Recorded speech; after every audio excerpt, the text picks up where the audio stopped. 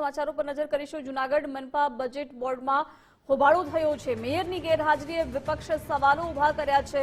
શાસકોએ વેરો વધારો કરતા વિપક્ષે હોબાળો કર્યો છે। વેરો વધારીને શાસકોએ પાટલી થપથપાવી। ગત બજેટના મોટા ભાગના કામો અધૂરા રહ્યા છે। મહાઆરતી અને મહિલા શૌચાલયના વાયદા પૂરા ન થયાનો પણ વિપક્ષ દ્વારા આરોપ લગાવવામાં આવ્યો છે।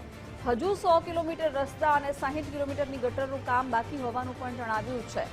ગટર કામ માટે 18 કિલોમીટરની મુખ્ય રસ્તા તોડવામાં આવશે। વધુ વાયદાઓ આપવાનું બંધ કરો તેમ વિપક્ષે જણાવ્યું।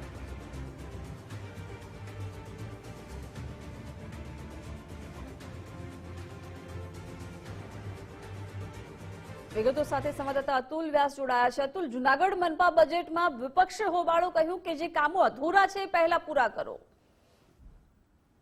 ચોક્કસ કે આજે જે 2026-27 નું જૂનાગઢ મનપાનું જે બજેટ બોર્ડ હતું તેની અંદર જે કોંગ્રેસ અને ભાજપ વચ્ચે છે તે હોબાળો થયો હતો। ખાસ કરીને જે ભાજપ દ્વારા જે બજેટ રજૂ કરવામાં આવ્યું હતું 2026-14 એકડું તેને લઈ અને વિપક્ષ કોંગ્રેસે હોબાળો કર્યો હતો। ખાસ કરીને જોવા જાય તો તે લોકોનું કહેવું હતું કે જે ગત વર્ષના જે કામો હતા તે એક પણ કામો થયા નથી અને જે નવા કરવેરા નાખવામાં આવ્યા છે તેને લઈ અને જે સામાન્ય પ્રજા છે, મધ્યમ વર્ગ છે તેને ખૂબ મોટો માર સહન કરવો પડશે।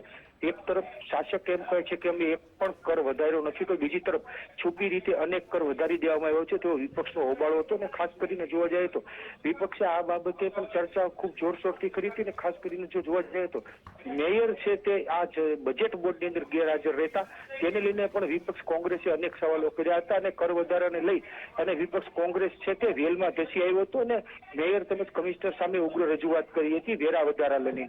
આમ જે જૂનાગઢ મનપાનું બજેટ બોર્ડ છે તેમાં કોંગ્રેસ દ્વારા હોબાળો કરવામાં આવ્યો હતો। જી જિજ્ઞાસા। જી અતુલ, આભાર જાણકારી માટે।